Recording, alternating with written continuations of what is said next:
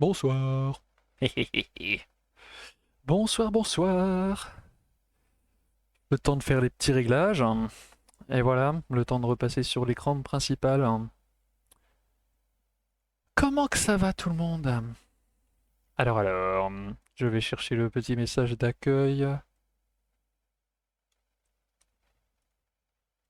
Bingo.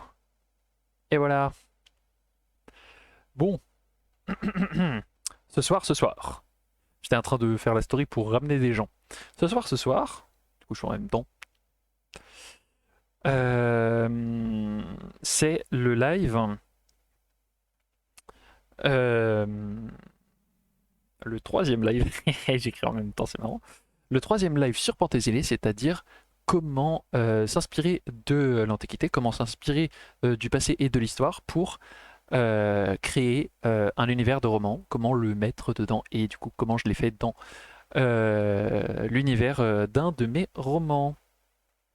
Voilà. Alors, qu'est-ce que j'ai écrit ce soir, le troisième live? Bah oui, sur Penthésilée quand même, on précise. Hop. Ensuite, on met euh, comment s'inspirer de l'histoire dans un univers de roman. Et oui, c'est ça qu'il faut. Hop là.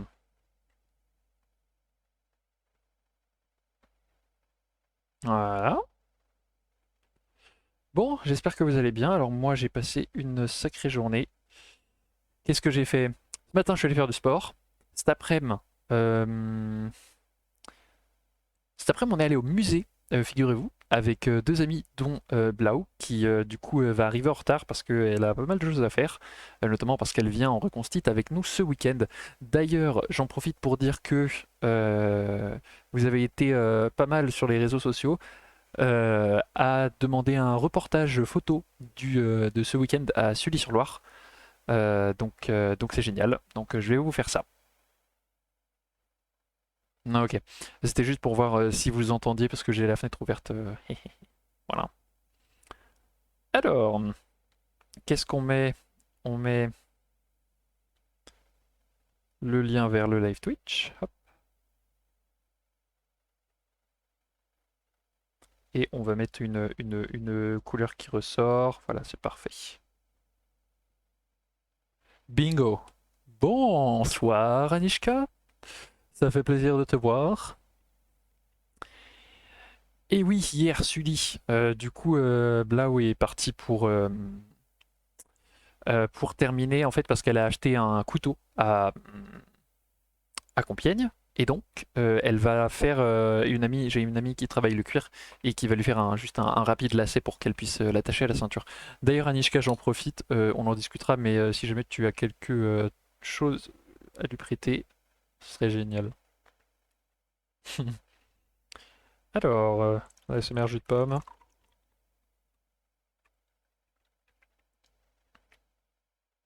Hop. Or donc. Donc ce soir, live sur Penthésilée. Honnêtement, je sais pas trop en fait si on va réussir à en faire un quatrième finalement, puisque nous avons avancé relativement vite, notamment sur les sources à la dernière séance, et du coup, j'ai mis live 3 sur 4, mais en fait, il se pourrait bien que ce soit tout simplement le live 3 sur 3. Et puisque de toute façon, ce jeudi qui vient, il n'y aura pas de live, puisque bah évidemment, sortie médiévale. Et le lundi qui suit, euh, donc le 23, eh bien on verra si j'arrive à faire live, puisque il me semble que j'arrive à 19h à 19h15, un truc comme ça, ici, à Strasbourg, quand je rentrerai. Donc le temps de démarrer le live, etc. Voilà. On verra. Les sources, Blau aura droit à Moumou en direct. Alors oui, c'est vrai que nous avons eu un gage la semaine dernière. La semaine dernière, pardon. Oui, la semaine dernière, puisque c'était jeudi dernier quand on a parlé des sources. Je vais devoir chanter Moumou la mouette. et passer et le mettre. Enfin bon, la vidéo et tout. Enfin bref, en ouverture de ce live, en introduction, mettre la vidéo et on le fera avec la geste oubliée qui s'est généreusement proposé pour participer à ce gage. Voilà. On a envie de voir des gens en caleçon, hein, après tout, pourquoi pas. D'ailleurs, en parlant de caleçon, bah, je vais vous montrer un peu ce que j'ai fait quand même, hein. Parce que je l'ai presque fini. Ah, j'ai presque fini, il manque plus que les œillets. Je vais chercher.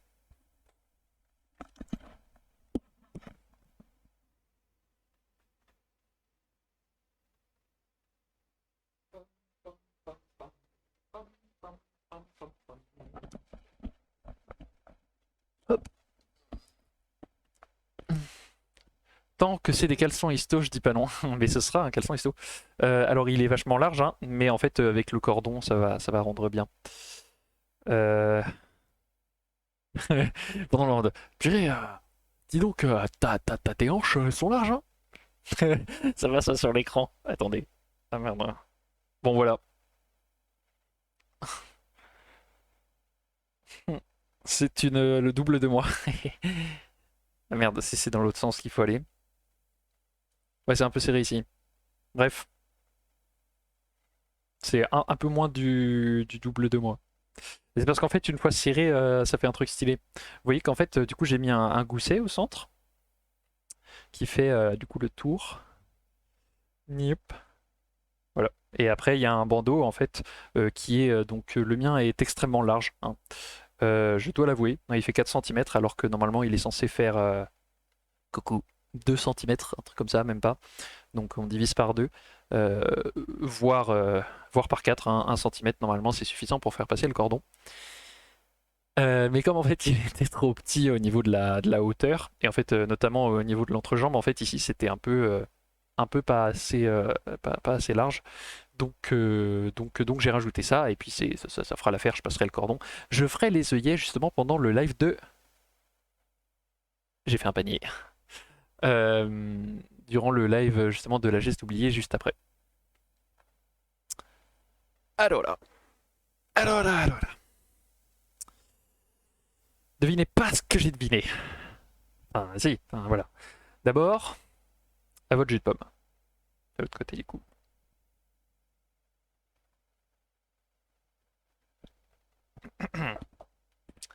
Euh,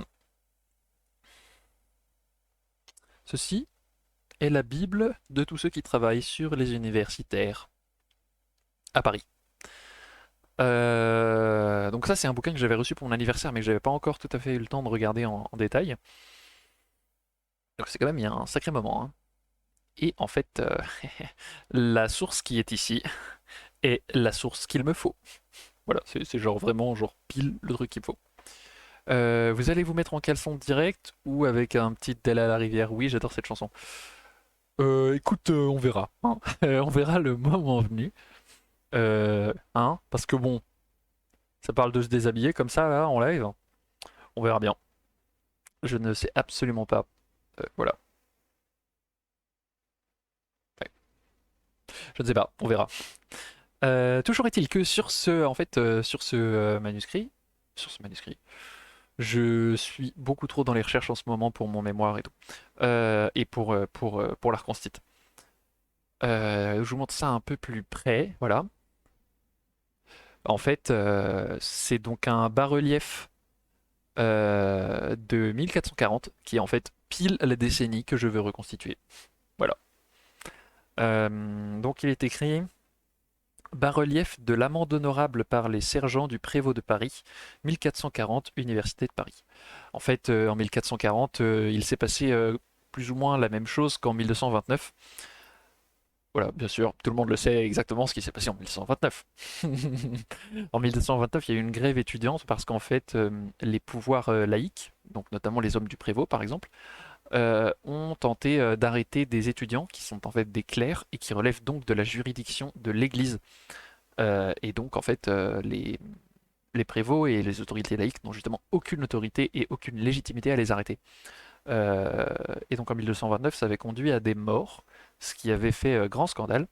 Et en 1440, il me semble, c'est justement 1444 plus précisément, il faut je la vérifier, hein. Donc dans la décennie 1440, il s'est passé grosso modo la même chose, et donc les sergents qui ont justement été coupables euh, de, euh, euh, de ces actes de violence envers les étudiants ont été obligés de faire amende honorable, c'est-à-dire ils ont fait une procession en chemise la nuit à travers la ville. Et il y a eu d'autres châtiments, mais je ne sais plus exactement, faudrait que je relise le truc. Toujours est-il que là, c'est la source parfaite. Oui, mais on parle de se déshabiller de manière histo, ça reste de la culture générale dans l'esprit de la chaîne, c'est vrai. Bon, alors dans ce cas, parlons-en hein. Vite fait. Euh, Non. Salut Pali! Salut, salut! Chouette de te voir. Non. Anishka, elle veut expliquer Dès la rivière en live. En gros, c'est une chanson au cours de laquelle on dévêtit vêtement par vêtement, enfin, pièce par pièce de vêtement, la personne en question. Voilà. Chaque strophe enlève un vêtement. Voilà. Chouette. Jusqu'à ce que, bien sûr, la personne soit à poil. On commence quand? On commence à Sully, pas ici. Et encore, on verra, hein. Moi, je parlais de cette enluminure, ok? D'ailleurs, pour ceux qui regarderont le live a posteriori, euh, n'hésitez pas du coup à aller vous abonner à la chaîne, enfin au compte Instagram et Géant Walter, comme écrit partout. Et attendez, en bas, là, voilà. Hi. En bas là, voilà. Allez jeter un œil et puis vous aurez des stories sur un peu tout, hein, sur la reconstitution, sur tout ça, tout ça. En gros, c'est promenons-nous dans les bois, version 15e. Bah, pourquoi Pali, t'es volontaire ou là là? Arrêtez, pas de ça dans le chat. Moi, je parlais de ça là, ok? Alors, vous voyez, donc sur ce manuscrit, on va parler de celui-ci là. En fait, vous avez la robe étudiante et vous avez le chaperon par-dessus. Et en fait, c'était deux des choses que les étudiants portaient presque tout le temps. Enfin, en fait, c'est les tenues qui sont obligés de porter lors des offices et lorsqu'ils vont en cours et lorsqu'il y a des cérémonies officielles, etc. Après, en dehors de ça, ils sont habillés comme tout le monde, plus ou moins. Ils ont juste la coupe au bol, là. La tonsure, voilà. Pas la coupe au bol du tout. Ils ont la tonsure, hein. Ça, c'est vraiment la marque reconnaissable, justement, pour reconnaître un clerc, c'est qu'ils ont la tonsure. Chose que, bien que reconstituteur, je ne ferai pas. Ok, je vous vois venir. Voilà. À la limite, un jour la boule à Z, mais on en reparlera. Or donc, voici une des sources principales que je vais utiliser pour me faire mon costume d'étudiant que j'espère avoir fini pour la rentrée septembre, avec justement des bouquins, parce que j'ai trouvé en fait le chartulaire de la nation anglaise et allemande de Paris, qui va de 1301 à 1700. Donc en fait, ce chartulaire, en gros, c'est juste un recueil de textes avec tous les documents officiels de la nation, donc d'un groupe universitaire géographique à Paris. Donc les Allemands principalement anglais, tout ce qui est outre-Rhin. Euh, tous les étudiants outre-Rhin se regroupaient dans cette institution au sein de l'université. Et donc j'ai trouvé le chartulaire le recueil des chartes de cette nation, qui est sur Gallica. Et ce que je vais faire, c'est que je vais leur demander, enfin, dans l'idée, hein, de me faire une reproduction en couleur. Et après, en fait, je vais demander à un ami, c'est l'idée que j'ai là actuellement, mais ça peut changer.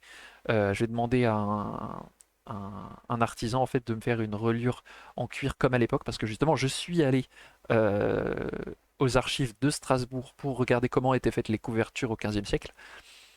Et donc, en fait, il s'agirait principalement de mettre deux planches de bois de chaque côté et ensuite de relier le tout par du cuir. Normalement, en fait, les feuilles, après, derrière, contre le bout de cuir, sont accrochées à l'aide de cordages. Il y a plein de systèmes différents.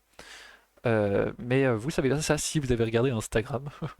Mais j'en reparlerai de toute façon. Oui, reprenons. Tu parlais des étudiants qui finissent par se balader la nuit dans les rues en chemise. Ben, ça reste dans l'esprit que son raconte, non? Pas tout à fait, puisque là, en l'occurrence, ce ne sont pas les étudiants qui se baladent en chemise, mais les sergents. Les sergents du prévôt qui ont fait des trucs pas bien. Voilà.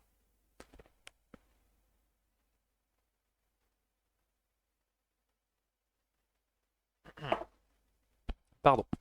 Donc, donc voilà. Après, j'ai trouvé plein d'autres sources, hein. J'ai passé mon après, enfin non, je suis allé au musée, mais j'ai pas mal travaillé là-dessus ces derniers jours.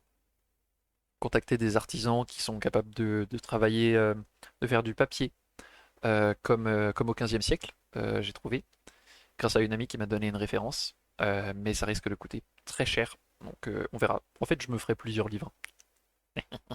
Comme ça, quand j'arriverai pour mon atelier, je poserai genre 3 ou 4 bouquins sur le petit pupitre. Et je suis en mode, bon, alors on va parler maintenant. Bon, c'est pas le tout, mais bon, si on commençait. Euh, Ah, oups, mais bon, ça parle quand même de mecs en sous-vêtements. Oui, clairement. D'ailleurs, bah, je vais voir si je peux retrouver le truc.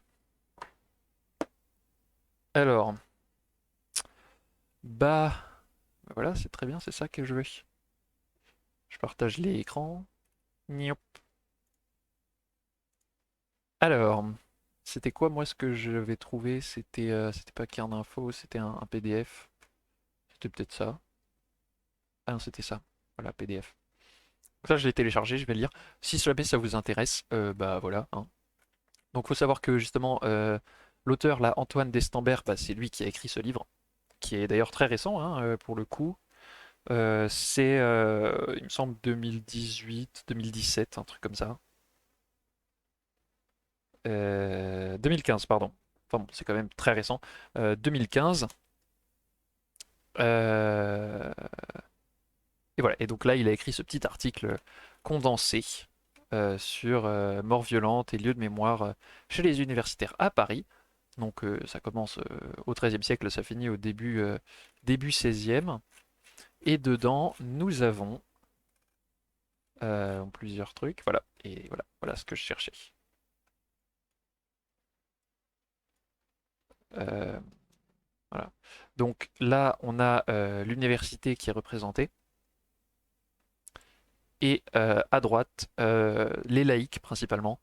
Et à genoux, les trois personnes à genoux sont justement les sergents qui sont bah, à genoux, voilà, et en chemise, normalement, techniquement.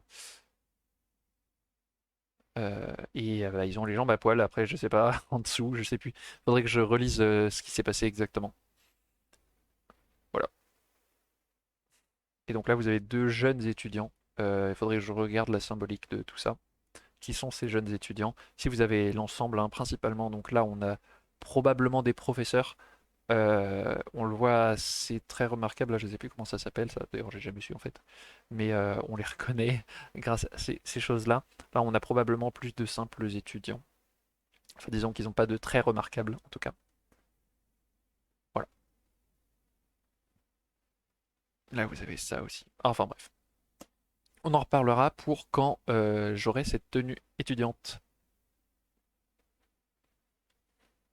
Je suis à fond sur la couture, mais je suis vraiment pas en avance. Je suis vraiment pas en avance, oui. Bah oui. Et d'ailleurs, donc voilà, enfin on a tout. Et je vais demander à quelqu'un de me coudre ça là, parce que clairement, voilà, je vais demander à Catel, je pense. Voilà, revenons-en à nos petits revenants. Alors donc, parlons de Penthésilée, puisque c'est quand même l'objet de ce live. Donc je vous rappelle que pour ceux qui verront ce live a posteriori, il y a deux lives qui précèdent celui-ci, et je pense honnêtement que ce sera le dernier live sur Penthésilée, parce qu'on en avait prévu quatre, mais on est allé relativement... on a réussi à faire les sources en fait en une séance, alors que je pensais qu'on allait le faire en deux. On aurait pu s'apesantir davantage sur les documents d'époque, mais donc finalement, finalement ça va. Donc aujourd'hui, on fait les manuscrits, enfin, oh là là, je suis perdu. Les inspirations d'un roman, et puis je pense que ce sera le dernier live. Et donc peut-être que le lundi 23 justement, on commencera un nouveau jeu. Voilà. Qui sait? Pali, je ne sais pas quand tu rentres, mais on discutera de tout ça parce que je sais que si on commence, oh là là, pardon, si on commence Assassin's Creed 4, Black Flag, évidemment, Blau sera très intéressé puisque les pirates c'est son truc. Donc voilà, nous verrons ça. Donc ce soir, on parle des inspirations et ensuite je pense que, parce que je vais peut-être pas tenir une heure et demie là-dessus, on repassera sur le jeu de stratégie si ça vous dit. Hop, voilà, voilà. Sinon on peut aller faire un tour sur le jeu que vous voulez, mais c'est vrai que vaut mieux quand même rester sur Pantésilé, histoire qu'on se détende, qu'on termine les lives sur Pantésilé de cette façon. Voilà. C'est ce serait une bonne manière. On a commencé comme ça, on termine comme ça. Bonne détente, c'est parfait. Or donc, yep, je prends mes petites notes.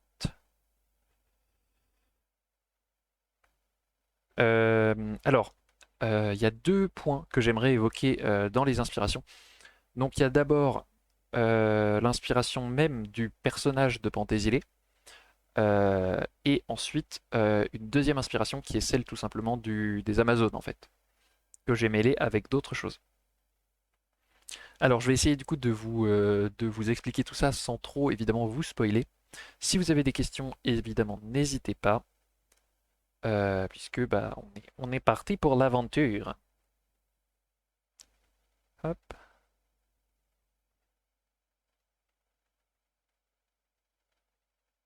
Ok. Alors, donc, pour le personnage principal donc du tome 2, puisque le tome 1 est achevé techniquement parlant de mon côté, même si on va si jamais il est pris par un éditeur, bah on le retravaillera, etc., on le changera. Mais donc voilà, donc le tome 2 de Pentésilée se passe quelques années après le tome 1, voire en même temps, un peu sur la fin, mais en fait sur un autre continent. Donc là, je vous spoile rien du coup. Et donc c'est l'histoire d'une jeune fille euh, qui va être rongée par la vengeance. Donc on reprend le thème du village attaqué par les opposants, rasé, la sœur décédée, et du coup la volonté de vengeance. Donc ça c'est repris. En fait, dans l'idée, nous sommes dans un royaume où, qui est divisé à l'horizontale par une grande chaîne de montagnes. Cette chaîne de montagnes est contrôlée, enfin était contrôlée par divers groupes de corporations, notamment la corporation des bûcherons et des miniers. Il se trouve que le royaume en question, qui était donc au nord et au sud principalement, même si les montagnes en faisaient partie, en avait marre justement de faire payer, de subir les taxes, puisqu'on était obligé de passer par là, à moins de passer par la mer, ce qui faisait un détour. Et donc ils ont décidé de envahir cet endroit. Donc ça c'était 50 ans avant. Il se trouve que donc il y a eu une rébellion, une résistance, et la résistance est toujours en place mais quasiment inexistante. Dans le village de l'héroïne Penthesilea, avant qu'elle ne le sache, d'ailleurs elle ne le sait pas, c'est un village où il y a encore une petite vague de résistance, et donc son village se fait raser en représailles à un petit raid, alors qu'elle n'a que 6 ans. Donc là j'ai beaucoup descendu l'âge par rapport à Penthesilea original, euh, et donc elle prend la fuite et se fait recueillir. Donc là, on change complètement, mais donc j'ai pris l'idée originale de village rasé, sœur décédée, vengeance. Donc clairement, le personnage de Penthesilée qu'il y a dans mon roman, qui s'appellera d'ailleurs Penthesileia, euh, avec ce petit accent, Penthesileia, plus précisément, je vais vous l'écrire. Bah non, en fait, je vais l'écrire ici. Et donc un personnage rangé par la vengeance.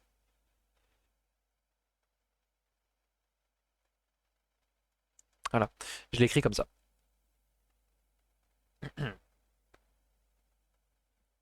Ensuite, pour l'idée générale, donc elle va grandir. Je vais lui donner ce caractère qui apparaît énormément dans les sources, ce caractère plutôt agressif, hein, on va pas se mentir, qui recherche la gloire, mais là on va le pervertir par la vengeance, c'est-à-dire que c'est vraiment une gloire qui est recherchée pour se venger finalement. Elle cherche à briller, elle cherche à pas tout à fait, enfin, pas tout à fait à se faire remarquer, parce qu'elle est prise vraiment dans son idée de vengeance. Euh, mais voilà, cette psychologie du personnage vraiment vengeance et brutale, mais tout en étant très belle, hein. Ça, c'est vraiment quelque chose sur lequel les sources insistent, c'est que Pentésilée, elle est trop belle. Et vraiment, voilà, c'est dans les sources. Et donc, c'est clairement comme ça, c'est-à-dire à la fois la beauté brute, mais aussi la brutalité euh, de la hache. Et donc là, sur l'illustration qui est ici, je vais y arriver, c'est là, voilà. Pentésilée a une lance et un bouclier en demi-lune. A priori, la Pentésilée que moi j'ai décidé de faire, euh, pour l'instant, je ne lui ai pas mis de bouclier.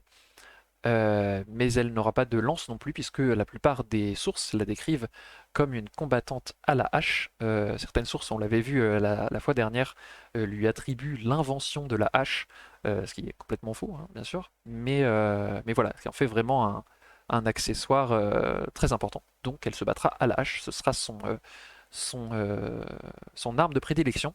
Et c'est pourquoi d'ailleurs, quand elle se fait recueillir par quelqu'un en fuyant son village, elle se fait recueillir par un bûcheron qui justement travaille beaucoup à la hache, ce qui va justement la mener sur ce chemin. Et je ne vous en dis pas plus. Donc voilà. Dans l'idée, c'est ça. Euh,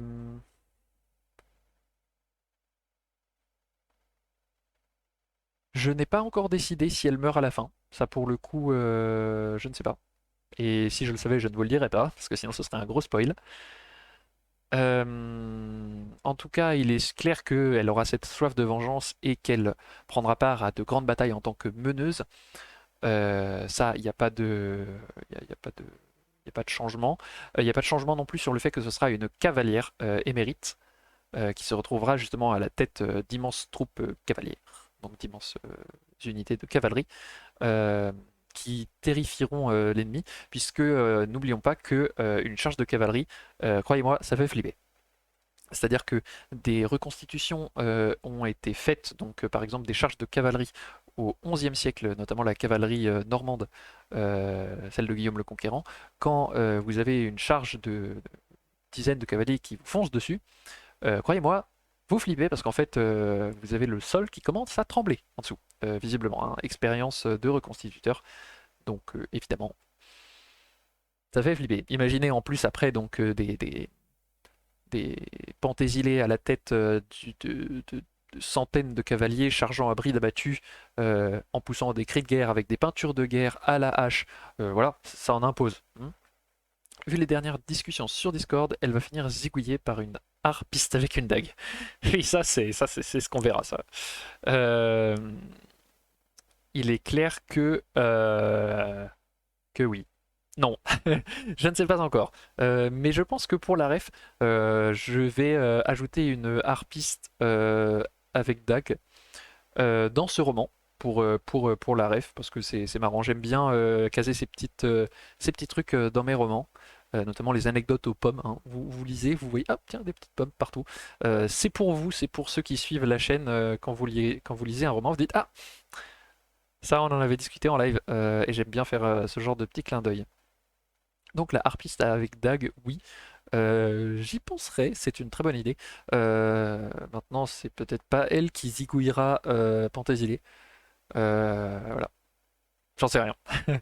En fait, je tiens Pentésilée en beaucoup trop haute estime pour me dire qu'elle va crever, tu vois.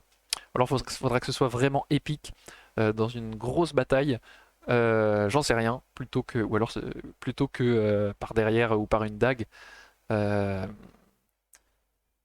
Cela dit, ce serait vraiment la mort terrible, la mort honteuse, la mort,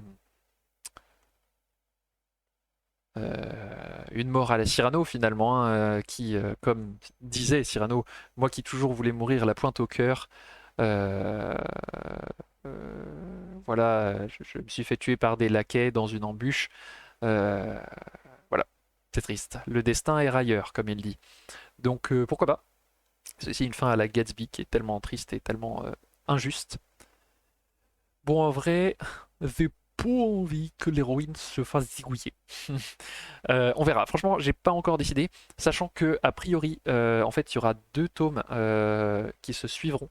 Et donc, si Pentésilée doit être dans le tome numéro 2, donc à la fin du 2, je ne sais pas si elle sera là, si elle sera encore vivante, mais à la fin du 1, de toute façon, elle le sera. Ça, c'est sûr. Enfin, sauf si je change mes plans, bien sûr. Or donc, reprenons. Qu'est-ce que je disais, moi? Hmm, qu'elle allait pas se faire tuer, qu'elle maniait la hache, etc., qu'elle chargeait à bride d'appétit. C'est ça. Je veux mélanger maintenant l'idée en fait des Amazones, non, l'idée de Pentésilée avec les Amazones à une autre influence dont on a déjà parlé vite fait sur la chaîne durant les lives précédents et dont on reparlera certainement à Halloween. C'est le livre qu'on avait étudié rapidement, qui s'appelait Chasses infernales et cohortes de la nuit, par Lecouteux, mais je ne me rappelle plus de son prénom, ça doit être 2013 si je me rappelle bien. Claude Lecouteux, voilà. Et donc, c'est un livre sur tout simplement les créatures de la nuit et notamment la chasse sauvage. Donc, imaginez, voilà, la version de Pentésilée euh, avec son armée d'Amazon derrière elle chargeant à cheval. Et maintenant, imaginez-la, vous passez le filtre chasse sauvage dessus. Et ça peut être ultra, ultra, ultra classe et badass. On rentre vraiment dans justement avec ce côté un peu plus noir, un peu plus côté fantomatique, cette idée d'avoir, de renforcer ce côté dark, ce côté vraiment, vraiment vengeance en fait, hein, qui la ronge de l'intérieur, que je veux renforcer par là. Il se trouve que ça, ce sera plutôt dans la deuxième partie du récit. Et la première partie du récit sera peut-être plus lumineuse parce qu'en fait elle aura ce souvenir de vengeance mais elle sera encore petite. Et il n'y aura pas justement un événement qui va redéclencher ces souvenirs de vengeance. Euh, une partie plus lumineuse où justement je veux mêler la deuxième influence avec Fantasy et Amazon qui est celle en fait des chevaliers errants. Donc nous on voit ça sous le côté plus lumineux. Notamment je vais probablement piocher un peu dans les idées de The Witcher dans Blood and Wine avec en fait la guilde des chevaliers errants qui se fait payer en fait pour des petites missions ponctuelles par-ci par-là et qui est payée en fait par la duchesse. Et justement je pense que je vais reprendre ceci. Donc ce sera justement là pour le coup reprendre l'idée des Amazones. Donc je me suis aussi inspiré du une chevalerie au féminin que je cite souvent de Sophie Cassagne-Brouquet. Euh, on va prendre dedans l'idée que ce ne soit que des femmes. Et pour justifier ça, en fait, c'est-à-dire qu'on est dans le futur, je ne sais plus quand, on est en 3120 et je sais plus trop quoi. Des chevaliers errants, c'est la geste oubliée qui va être content. Oui, absolument, je pense. Et d'ailleurs, justement, ce ne sera pas des chevaliers errants, ce seront des chevaleresses errantes. Euh, et notamment, on pourra peut-être s'inspirer du manuscrit 14-15e, je ne sais plus, de Thomas III de Salus, qui s'appelle Le Chevalier errant. Vous pouvez le trouver sur la BNF. Euh, Très important, très très intéressant, qui cite également les Amazones, dont Pentésilée. Elle est citée à un moment. Donc c'est les aventures justement du Chevalier errant. Euh, voilà, je vous le conseille. Je ne connais pas de version traduite, malheureusement. Voilà, je bois un petit coup.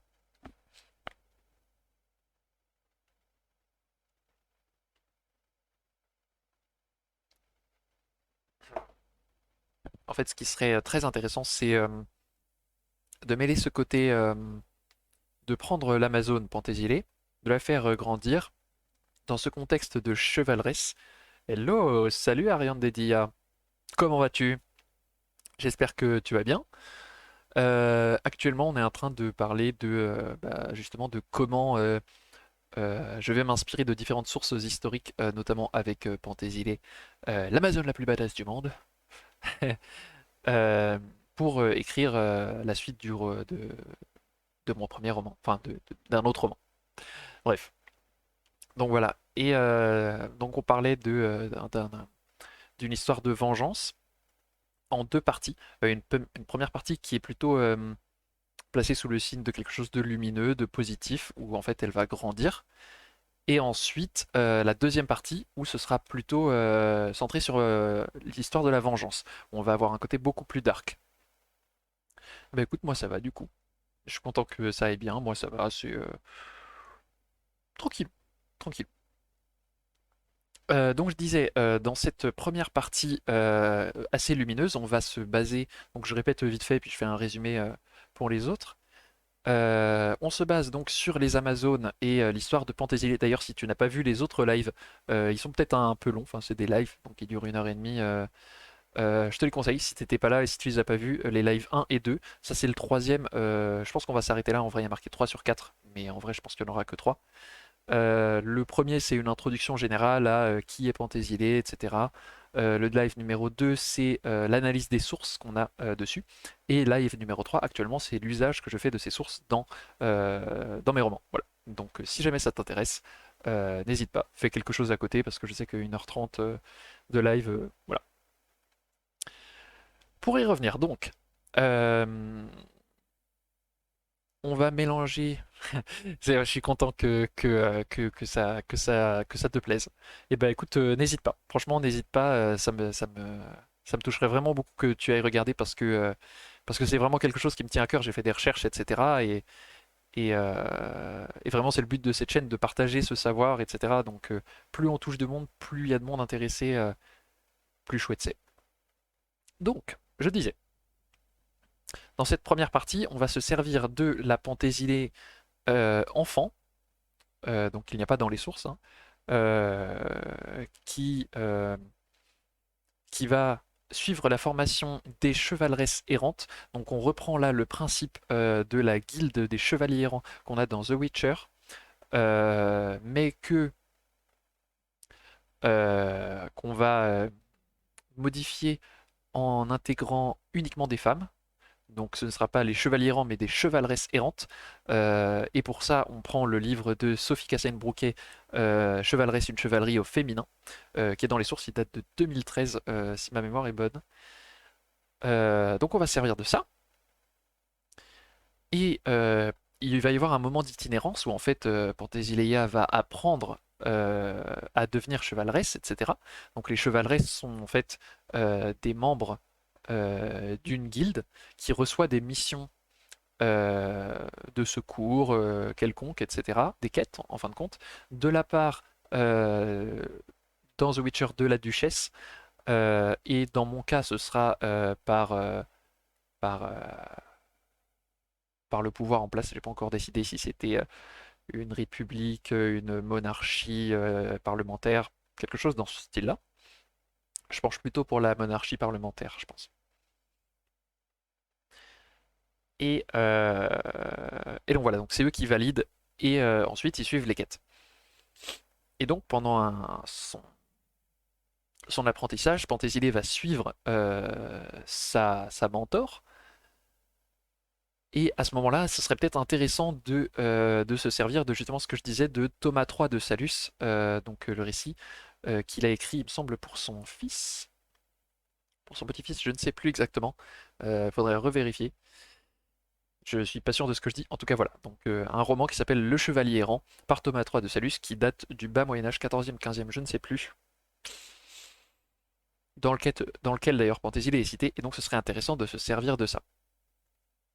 Ensuite, devient le côté plus dark, où on va reprendre le côté Penthesilée, Amazon, mais le mêler à un contexte plus dark, avec La chasse sauvage, avec un livre d'histoire qui s'appelle Chasses infernales et cohortes de la nuit de Claude Lecouteux.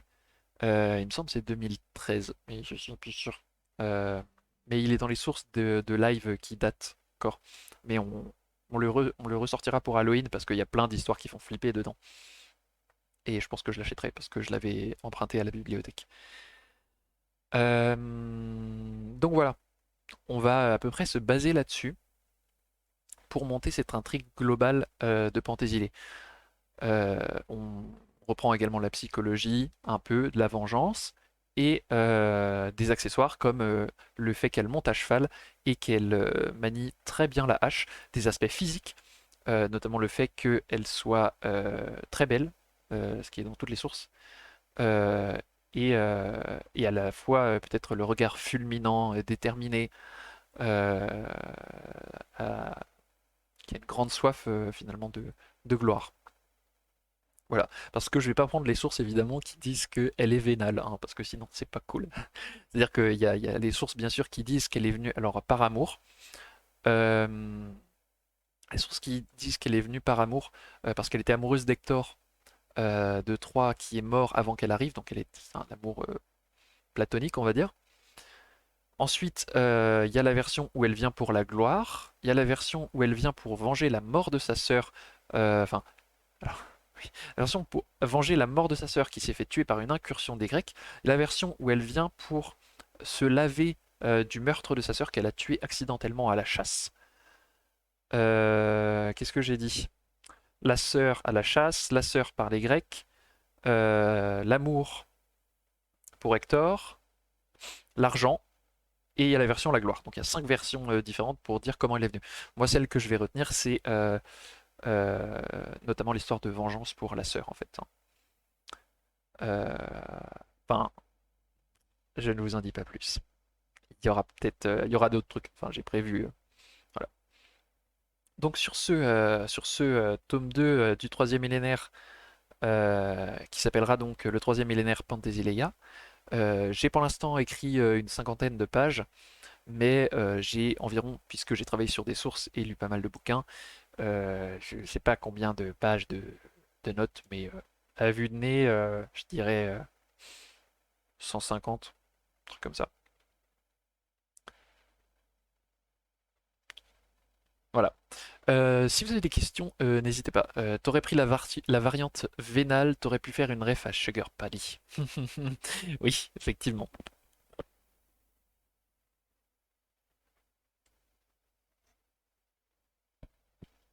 En vrai, c'est vrai que je parle assez vite, mais voilà. Mais stop. Voilà. Qu'est-ce que je peux dire d'autre? Alors après, il y a plein de petites refs cachées, en fait, dont je me sers pour renforcer le côté penthésilé. Mais donc là, si je vais dans source et que je vais dans... Alors j'ai plein de trucs. Voilà, Chasse infernale et cohortes de la nuit. Donc c'est le livre dont je vous parlais. Et que je tape Penthésilée. Parce que voilà. Ah oui, oui. Alors il y a ça que je vais faire. Donc c'est compliqué. C'est-à-dire qu'en fait, une des premières. En fait, au début, la chasse sauvage n'était pas menée par des hommes, mais par des femmes. Donc là, évidemment, les Amazones, la chasse sauvage, on est en plein dedans. Donc évidemment, on va prendre.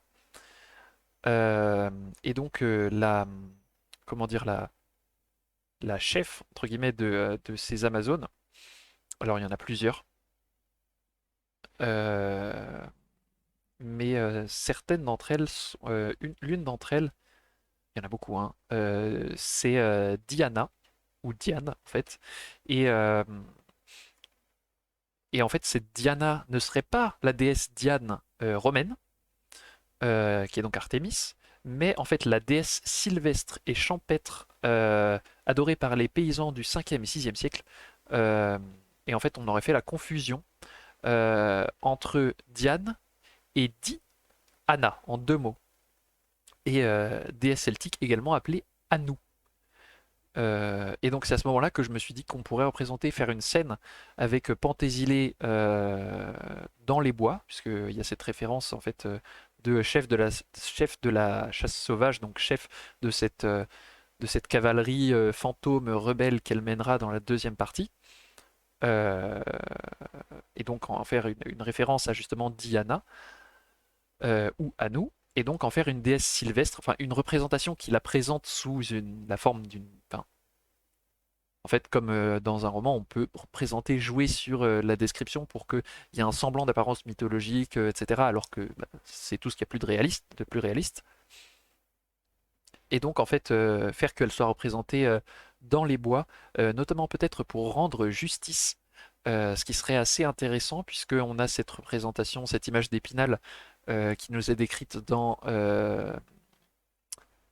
là là, La vie de Saint-Louis de Jean de Joinville. Donc Jean de Joinville était le chroniqueur de Saint-Louis, qui le suivait partout en fait, et donc au XIIIe siècle, et qu'il a rédigé à la fin le début du XIVe, fin XIIIe, début XIV, sur demande de la reine.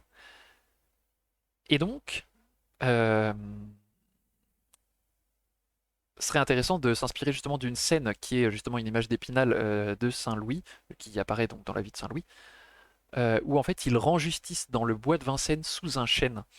Et cette image est devenue mythique, euh, notamment pour la symbolique en fait du chêne fort et droit, etc. La symbolique du chêne à l'époque médiévale est très développée. C'est un arbre qui vit longtemps, qui prend son temps, l'arbre de la sagesse, etc., etc. Euh, et donc, le fait justement de représenter Pentésilée peut-être justement dans les bois, on aurait cette référence à la vie de Saint-Louis, mais on aurait aussi cette référence aux origines de la chasse sauvage avec Diana. Et donc peut-être justement la faire rendre justice, soit sous un chêne, soit peut-être dans les branches qui rendent justice. Je ne sais pas. Faut que je me renseigne encore.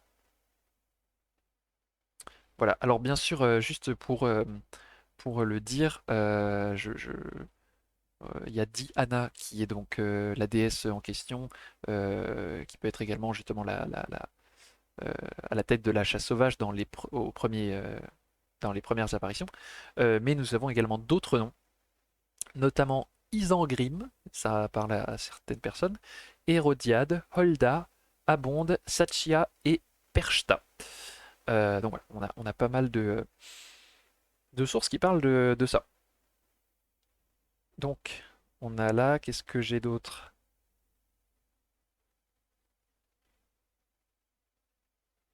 À tes souhaits. Non, en vrai, ça va. Attendez, je vais vous les mettre.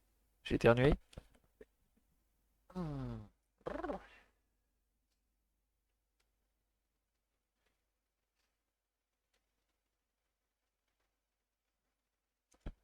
C'est juste que comme je vous ai dit tout ça à la suite, et ça faisait beaucoup. Mais voilà, ça c'est tous les noms en fait qu'on peut trouver à ce sujet. Donc lorsque à la tête de la chasse sauvage, on avait encore une femme. Et d'ailleurs, en fait, la tradition se poursuit, c'est-à-dire qu'à l'époque médiévale, on trouve toujours Perchta aussi à la tête, notamment de la chasse sauvage, notamment en Germanie. Tu. Alors, du coup, oui. Là, je vais me servir de ça, mais là, c'est pas la question de l'influence de Pentésilée. Donc, haha, oui, alors ça, je peux pas vous dire. Sinon, c'est du gros spoil.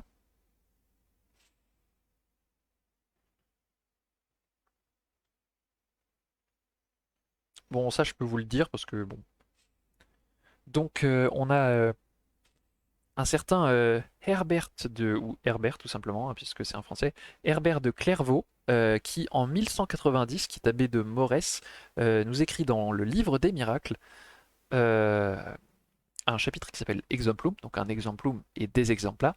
Ce sont tout simplement des exemples à suivre, des modèles de morale et de vertu, et qui s'appelle donc Celui qui vit la Mesnie Herlequin. Donc c'est la chasse sauvage, hein, en l'occurrence, dont il est question. En latin, ça donne Deo qui vidit, pardon, donc Deo qui vidit familiam Erliquini. Donc il est écrit: Vois surgir une troupe très bruyante, se déplaçant très vite dans l'air et ne touchant pas le sol, constituée de forgerons, métalliers, menuisiers, tailleurs de pierre, frappant de leurs haches et de leurs marteaux, les cordonniers, des tanneurs, des tisserands, des foulons et d'autres disciples des arts mécaniques, chacun se conduisant comme s'il était dans son atelier ou dans son échoppe.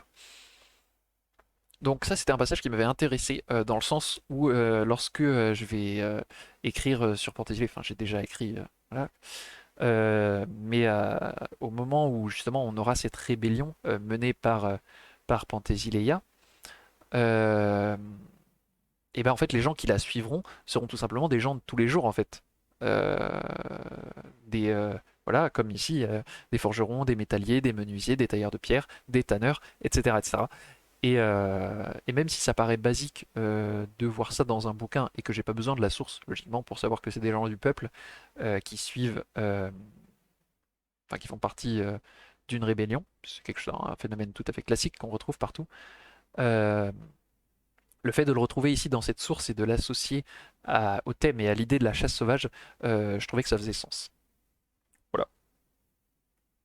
Dites-moi d'ailleurs ce que vous en pensez, si vous êtes d'accord, si vous n'êtes pas d'accord.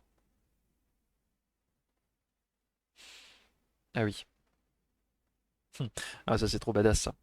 Je peux pas vous dire ça. Franchement, il y a des trucs. Je me sens trop bien quand je me relis, je dis je suis un génie. Non, c'est n'importe quoi. Tout le monde se dit ça d'ailleurs quand on crée quelque chose et après on est en mode putain, c'est trop bien ça. Et franchement, je relis un truc là, je me dis c'est propre. Ouais, ça m'a l'air pas mal. Ok, chouette. Bon, bah content que ça te plaise, hein. On verra ça dans quelques années quand ce sera paru. Enfin, on sait jamais, hein, ça se trouve, ça peut aller vite. Euh, mais je pense quand même, j'en sais rien. Peut-être moins, hein, ça m'arrive, mais pas tout le temps malheureusement. Oui, non, c'est vrai, pas tout le temps, mais bon. Euh, je lais mes oreilles ici et je révise en même temps. Ah, ah. Oui, d'accord, je laisse mes oreilles ici et je révise en même temps. Je comprends. Il n'y a pas de souci. Et donc, bon, d'accord, je vais vous le dire, mais de toute façon, c'est juste une idée comme ça.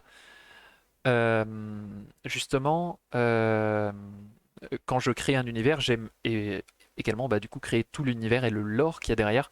Et donc en fait le fait que Penthesilea bien sûr, prenne cette direction de la vengeance qui est justement métaphorisée par l'influence actuelle de la chasse sauvage que j'utilise dans le roman va faire naître en fait tout un courant artistique et de réflexion philosophique également sur la mort et la vie, le fait qu'elle soit enchevêtrée, etc.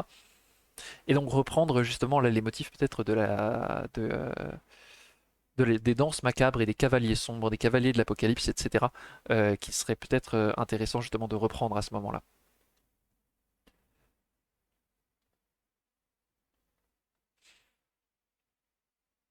Voilà.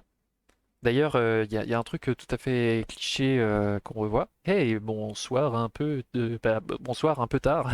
C'est pas grave, 20h28. Oh, j'arrive bien à parler quand même, hein. Mine de rien. Donc voilà. Euh, on parlait de la vie et de la mort et de Pentésilée. Voilà. Coucou Blau, t'as raté une discussion sur les sous-vêtements en début de live. Y a pas de souci, de toute façon, en fait, elle était chez moi, genre juste avant le live, donc elle les a vus. Voilà. Elle a pas vu porter. Voilà. Mais donc, il y avait un cliché aussi qui. C'est marrant parce que c'est un cliché et c'est vrai. En fait, quand on a tendance actuellement à représenter des cavaliers nocturnes dans les films ou des figures terrifiantes, on les imagine en fait avec des grandes capes noires, euh, des yeux de braise qui font énormément de bruit, ou alors un silence total qui flotte dans les airs, etc. Tout ce genre de torture, etc. En fait, eh bien, ça existe déjà dans les sources médiévales en fait. Donc ça vient pas de nulle part, ce genre de cliché entre guillemets. Donc on le lit dans le livre que je viens de vous citer, de Claude Lecouteux, où justement la chasse sauvage régulièrement est décrite comme vêtue de noir, avec des étendards noirs, lourdement armés et souvent associés au feu, donc de plusieurs manières possibles, soit avec le regard incandescent, mais aussi par exemple, lorsqu'il y a une personne, il y en a un à un moment, il est trop bête, enfin, il est trop bête pour diverses raisons qu'on évoquera à Halloween, mais il essaie de voler un cheval à la chasse sauvage. Très mauvaise idée. Et en fait, justement, il me semble qu'en fait, tout à coup, il brûle de l'intérieur. En fait, c'est comme s'il brûlait, mais il n'y a pas de flamme, mais c'est comme s'il brûlait entièrement de l'intérieur. Donc il y a toujours cette idée du feu qui est présente. Qui est d'ailleurs très très marrante parce qu'il y a ce feu, puis il y a ce froid euh, qui est aussi présent. On a plusieurs variantes. Toujours cette idée de chasse fantomatique, mais parfois on a l'idée de la chaleur, du feu. Parfois on a l'idée de la glace et du froid. Parfois on a l'idée du grand vacarme, parfois du grand silence. Généralement d'ailleurs, en fait, c'est plus ou moins les deux mélangés, donc au niveau du feu et de la glace, parce que la chasse sauvage apparaît principalement en hiver. Euh, donc j'avais donné les dates lors du dernier live dans le calendrier, mais c'est plus ou moins entre Noël et le Nouvel An, enfin entre Noël pardon et le 6 janvier, donc les trois mages. Et après, aux alentours du carnaval, donc en février, il me semble, elle apparaît de nouveau, enfin régulièrement en tout cas. Donc il y a toujours cette idée effectivement du froid, de l'hiver, de la glace euh, qu'on retrouve. Et donc évidemment, par contre, bah, ça leur empêche pas d'avoir les yeux incandescents. Voilà.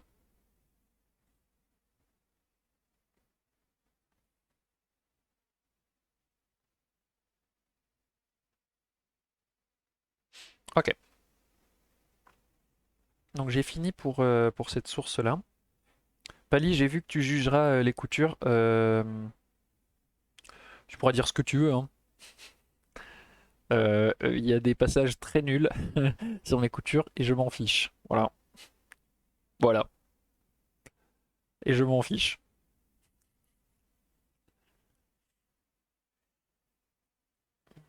Donc pour ceux qui ne savent pas, Pali coud plutôt très bien et donc voilà.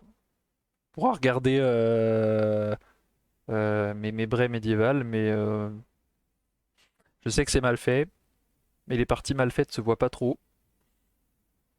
donc je m'en fiche. Voilà.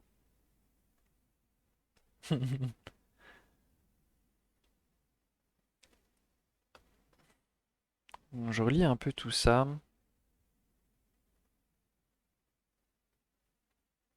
Ouais, tout ça, c'est énormément de choses d'inspiration. Mais donc, je pense que j'ai fait un peu le tour pour l'inspiration des sources de Penthésilée. Euh, du moins de celles qui sont intrinsèquement liées au mythe de Penthésilée. Puisque maintenant, bah, vous avez bien vu que il y a le personnage que j'ai pris plus ou moins de la guerre de Troie. Mais ensuite, euh, on l'a je lui ai ajouté des trucs. Hop là. La chasse sauvage, les chevaleresses, et tout ce que je vous ai pas dit. Hein, j'ai ajouté plein de trucs, tap, tap, tap, tap, tap, pour construire un univers, etc., etc. D'ailleurs, justement, pour celles et ceux qui voudraient découvrir qui est Penthésilée, je vous renvoie au live précédent, bien sûr, mais aussi à bien considérer que si vous cherchez à découvrir Penthésilée en lisant l'Iliade, vous ne la trouverez parce que on considère à tort actuellement que l'Iliade est le seul récit antique qui décrit la guerre de Troie. Eh bien non. Voilà, tout simplement. Il y en a d'autres, et ils ont été éclipsés, mais en fait, les autres parlent de Penthésilée. Parce qu'en fait, si vous voulez, je sais plus tout à fait, mais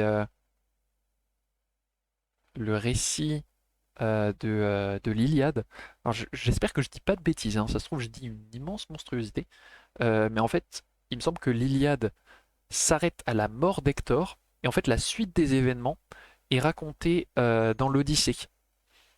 Voilà, je suis pas sûr de ce que j'avance, hein. Et ce qui a permis justement à d'autres auteurs antiques d'écrire plusieurs choses sur la suite de la guerre de Troie, notamment justement l'arrivée de Penthésilée après la mort d'Hector. Il y a notamment un auteur qui avait nommé son récit justement la suite d'Homère, puisque, enfin, lui en tout cas, il considérait que justement la suite d'Homère commence justement avec la mort d'Hector. Enfin, Hector est mort et là on commence par les Troyens sont dévastés, etc. Mais ne vous inquiétez pas, Penthésile arrive pour vous sauver. Voilà. Mais à vérifier si l'Iliade se termine bien à cet endroit-là. En tout cas, il est sûr que la suite d'Homère commence à ce moment-là. Voilà, voilà. Je vais boire un petit coup parce que j'arrête pas de parler et puis voilà, hein, tout de même.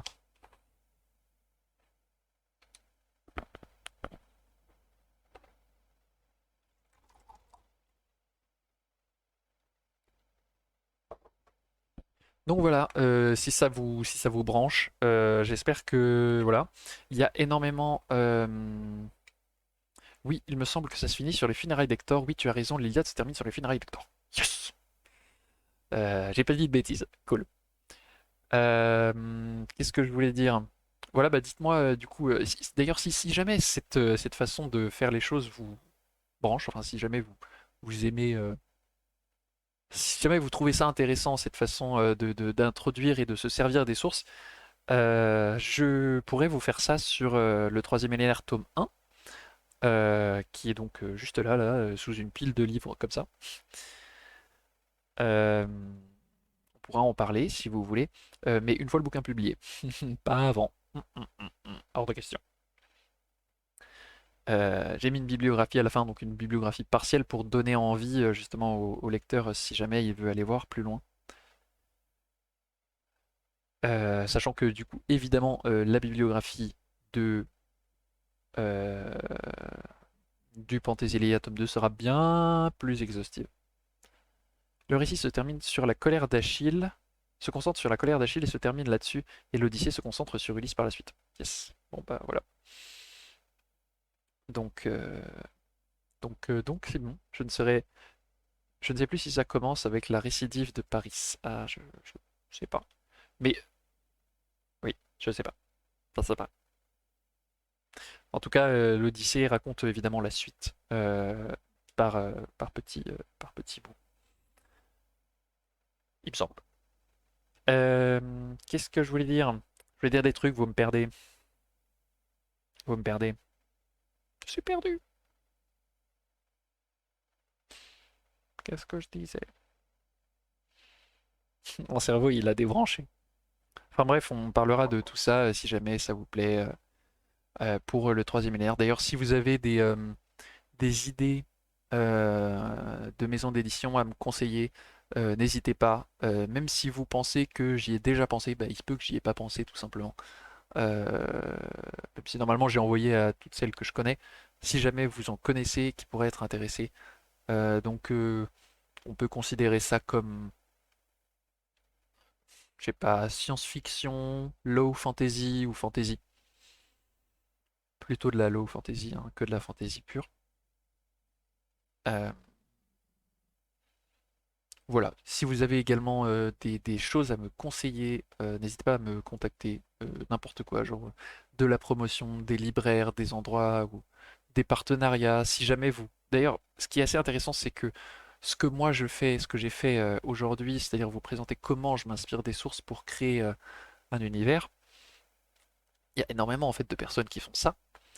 Et si jamais vous êtes auteur, autrice, vous créez un univers en vous basant sur des sources, et ben n'hésitez pas à m'écrire et à m'envoyer un message parce que je serai plutôt très heureux de vous accueillir sur cette chaîne et qu'on fasse un live pour que vous expliquiez un peu bah, comment vous fonctionnez, comment vous inspirez des sources de l'histoire et comment on crée un univers à partir de ça, puisque c'est logiquement le but également de cette chaîne.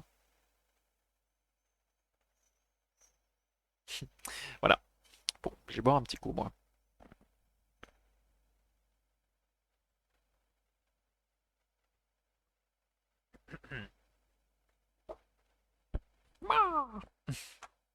Bon, il nous reste une petite vingtaine de minutes. Moi, ce que je vous propose, c'est qu'on termine comme on a commencé. Ouais, je m'hydrate bien parce que je te jure que là, de parler comme ça me. Je parle beaucoup, je parle très vite et je parle pas avec mon ventre. Je parle beaucoup avec du coup, corde vocale et ça tire un peu, je dois avouer. Donc, qu'on termine comme on a commencé, c'est-à-dire par le jeu Pantésilia. Pantésilia, ouh là là. Le jeu Total War, la guerre de Troie. Merci Palipon le glouglou. Effectivement, il fait chaud, j'ai la fenêtre ouverte, j'espère que ça dérange personne, que vous entendez rien. D'ailleurs, Blau, en parlant de ça, euh, je pense que c'est le dernier live, hein, concrètement. Donc il n'y aura pas 4 lives, mais 3. Ce qui me paraît d'ailleurs plus logique. Et donc lundi prochain, donc en revenant de Sully-sur-Loire. D'ailleurs, si jamais vous n'êtes pas abonné à mon compte Instagram, c'est le moment d'y aller. Merci de noter. Là, voilà. Enfin bon, vous pouvez pas cliquer, hein, mais vous avez les références, quoi, c'est Gilon Walter. Pour un petit reportage historique sur l'événement de Sully-sur-Loire. Si jamais vous ne venez pas d'ailleurs, venez, c'est quand même chouette. Donc voilà. Hein. Et donc voilà, le soir où on reviendra de Sully, c'est-à-dire lundi 23, si je reviens à l'heure, je ferai peut-être un live et ce sera l'occasion justement Velvet ou Blau de commencer Black Flag. Je sais qu'elle est en train de s'exciter toute seule derrière son écran. Donc voilà. Ce sera l'occasion de commencer ça. Commencer un petit live détente, truc. On rentre dans l'intrigue sans trop se prendre la tête. Euh, Avant de parler de oui, des pirates, justement parce que donc Assassin's Creed 4 Black Flag c'est le live sur les pirates, mais attention, on va faire ça de manière histo, bien entendu, et donc j'ai des sources évidemment, j'ai eu un cours en classe prépa sur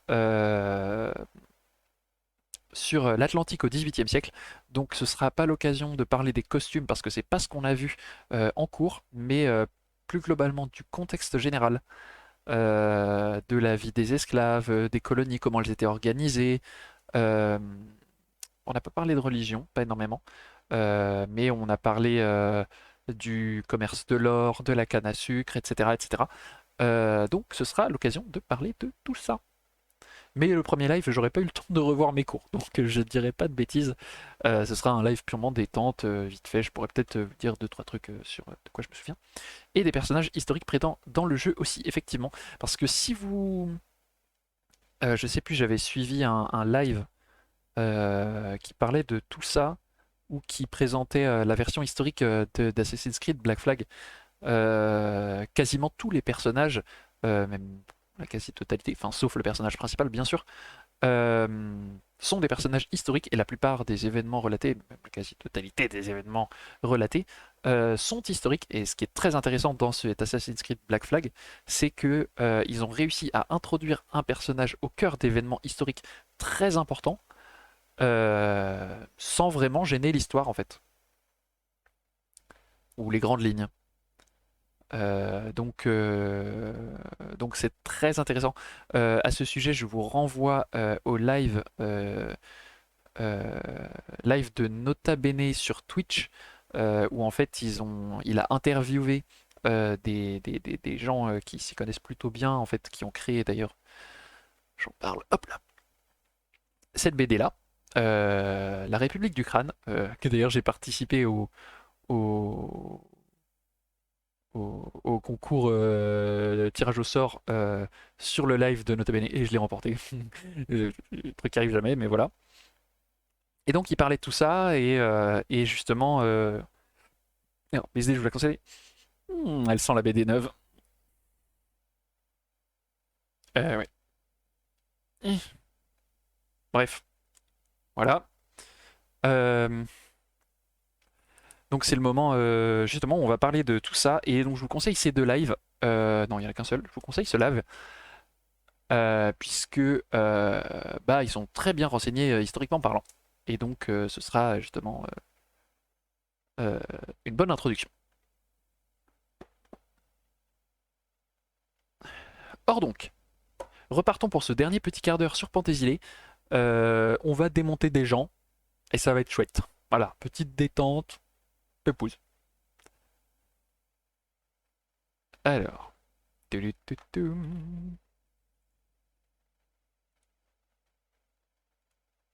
Ah. Coucou. Là, nous attendons que ça se lance. Ouais, ça tourne. Ça tourne, ça tourne. Yeah, c'est bon. Est-ce qu'on laisse le petit trailer?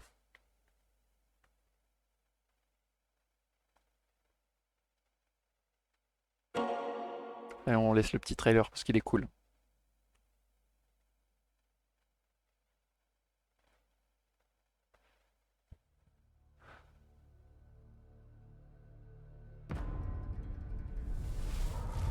So it has come to this. Good men, torn from their kin, to rage and spill the blood of other men's foes. But we will not be forgotten.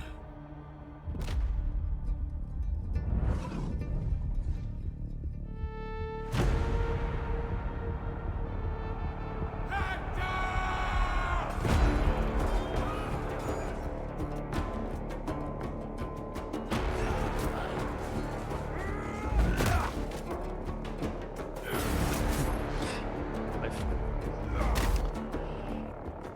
Ça fait toujours rire.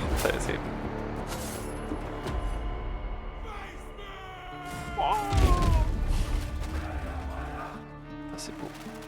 Il y a des petits détails historiques, donc pour ceux qui arrivent là et qui voient ce live, retournez voir le live numéro 1 où on commente le matériel historique de l'âge du bronze. Voilà.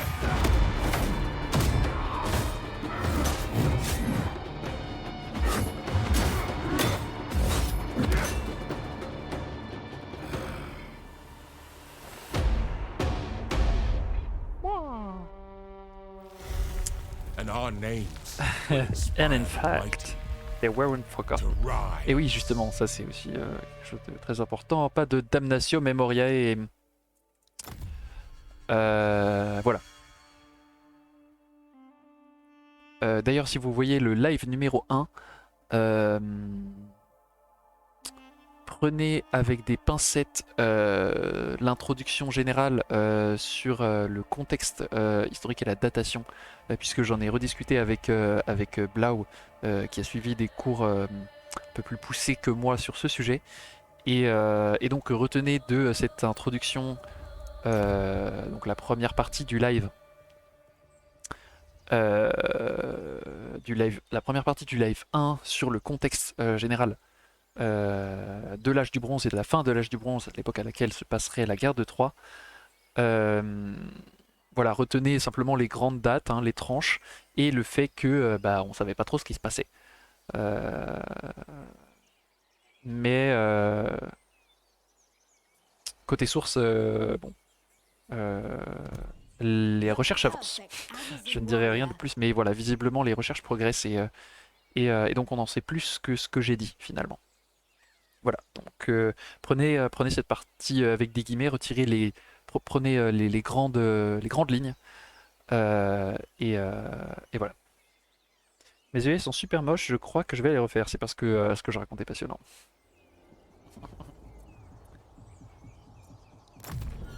Pardon, je m'enflamme. Voilà, donc là nous avons changé de tour, c'est exactement ce qui se... Comment fonctionne le jeu, c'est tour par tour, stratégie, etc. Alors là ils veulent qu'on publie un edit. Donc nous allons publier un edit. Alors c'est où les edits? Ah oui, c'est où passer là en fait, non? Voilà. Donc il faut qu'on publie un truc comme ça. Donc là on en a encore pour 7 tours avant que ce soit finish. Encore un peu de marge. Alors là nous avons 4 et 7. War Queen. Wow, Queen. Ya. Vous vous rappelez que Fantasy genre, est toujours en mode on va les éclater. Since you ask nicely. Oui, je demande Feel poliment. my pain. C'est trop classe, hein. C'est une team. En fait, vous savez ce que je pense? C'est qu'on va aller sur ma grosse partie. Parce que sinon, c'est pas drôle. On va se marrer. Alors, charger. Voilà. Ça, c'est.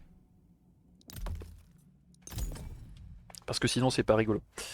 Comment on dit baston en grec antique? Je n'en ai aucune idée. C'est peut-être quelque chose qu'on verra lorsqu'on jouera à Assassin's Creed Odyssey dans un futur. Voilà.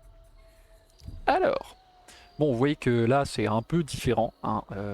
Il s'est passé énormément de choses. Disons qu'il s'est passé des trucs là, c'est un peu plus développé. Alors, nous avons Penthésilée ici même, The perfect avec Amazon les warrior. unités sont un peu plus stylées. Les niveaux 27, on vient de raser Sparte, voilà, on a refait l'histoire. Ici, nous avons une deuxième armée d'Amazon For any man. qui se dirige actuellement vers le sud. Et une troisième armée, je n'ai fait que 3, Rising to the challenge. avec tous ces cavaliers là, ça va être génial. Donc voilà, ce qui se passe actuellement, hop là, alors, attitude, voilà. Vous voyez en rouge là, bah c'est nos ennemis. En rouge c'est nos ennemis et en vert c'est nos alliés. Donc comme historiquement, hein, nous avons fait alliance avec les provinces troyennes, donc avec Hector, etc., etc. Et nous sommes en guerre contre les Achéens, les méchants. Les méchants. Les Grecs, quoi. Oh, Thèbes aux sept portes. Oui, oui, tais-toi. Là, vous voyez qu'il y a Aîné, hein, donc la faction d'Aîné, qui en fait m'a suivi un peu partout. En fait, moi j'allais de ville en ville, puis je rasais tout. Et puis eux, ils me suivaient derrière, puis ils prenaient la ville une fois qu'elle était en ruine, et ils la refondaient. Hop, hop, et puis ils faisaient comme ça, c'est trop. Voilà. Donc ils ont fait pareil tout là. Voilà. D'ailleurs, tout le monde a fait ça derrière nous en fait, hein. Là, si vous voulez, avant il y avait Achille ici. Voilà. Là, c'est Sparte maintenant. Alors là, c'est Minoa l'Élège. Ici, la petite icône, ça veut dire que Hélène est ici. Donc en fait, Hélène a été reprise dans cette partie. Il s'est passé des trucs de fou. Hop. Et en fait, voilà. Hector fait partie de la faction d'Aîné. Voilà, en fait, si vous voulez, certaines factions ont fusionné pour devenir plus puissantes. Et donc, en fait, 3 est donc toujours à 3. Jusque-là, tout va bien, puisque la faction de 3 était simplement 3. Enfin, genre, il y a une seule ville et puis c'est tout. Et elle ne s'étend pas, elle se défend simplement. Euh, Et donc voilà, et donc en fait Paris, Hector et tout sont dans la faction d'Aîné. Bah, c'est les Total War, on réécrit l'histoire, etc. C'est marrant. Bon, nous ce qu'on va faire, c'est que on va se faire une petite baston, hein. Qu'est-ce que vous en dites?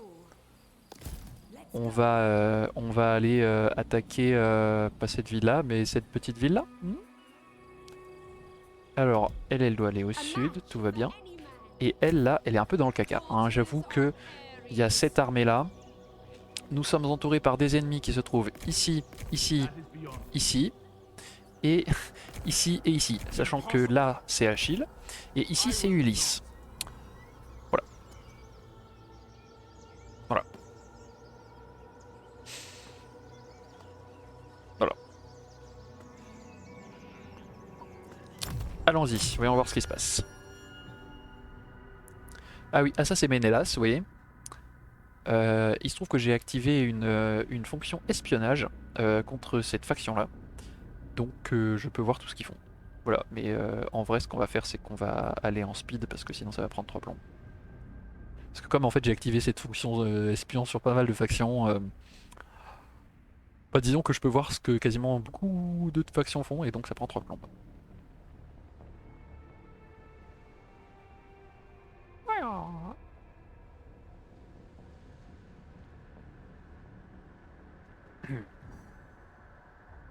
D'ailleurs, si vous voulez, la faction qui est là, en fait, c'est encore changé. C'est-à-dire que l'espèce de soleil doré, à l'origine, c'est Salamine. Donc c'est la faction de Ajax. Euh, voilà, le héros Ajax. Et en fait, visiblement, elle est devenue tellement puissante qu'elle a réussi à annexer Ménélas. Voilà, juste comme ça. Le roi de Mycène. Tout va bien. Alors, qu'est-ce qui s'est passé ici? Donc nous, on peut tout à fait aller attaquer cette ville, ce qui est grave chouette, c'est ce qu'on va faire. Et tous nos ennemis se sont tirés, hein, plus ou moins. Achille se tire, lui il va par là. Ce qui fait qu'on on va lentement aller au sud, sans trop se prendre la tête. Vous voyez ça, le petit truc sanglant là, ça signifie une bataille historique dans le jeu, une bataille significative. Il y en a pas beaucoup. Et donc là voilà, c'est quoi? C'est la bataille de Mantiné. Donc c'est Salamine qui a perdu contre nous. Voilà, au tour 123. Donc c'était il y a 6 tours. Allons démonter. C'est méchant. Youhou! Get moving! That's beyond me. That's beyond me. Alors, Panthésilée, c'est le moment de bastonner.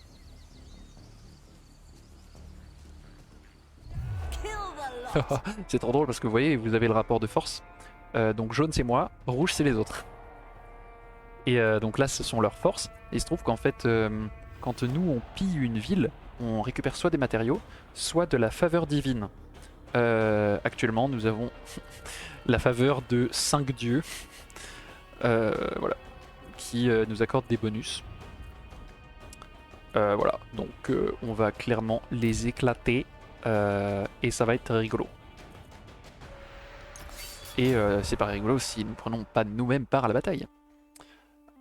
Donc c'est une petite ville qui n'a pas de fortification, donc nous serons obligés de passer par ces petits goulets d'étranglement qui laisseront un avantage certain à notre adversaire, puisque nous serons obligés de réduire notre nombre. Enfin, notre ligne de front quoi. On pourra pas les attaquer de partout. Hey, 5 dieux et pas n'importe lesquels. Salut là, j'ai juste oublié. Oui, 5 dieux et pas n'importe lesquels. Hein. Franchement, on avait Zeus, Athéna, Héphaïstion, Arès. Voilà quoi. Bon. On est légèrement surdieué. Bon alors. Voici donc. Oui.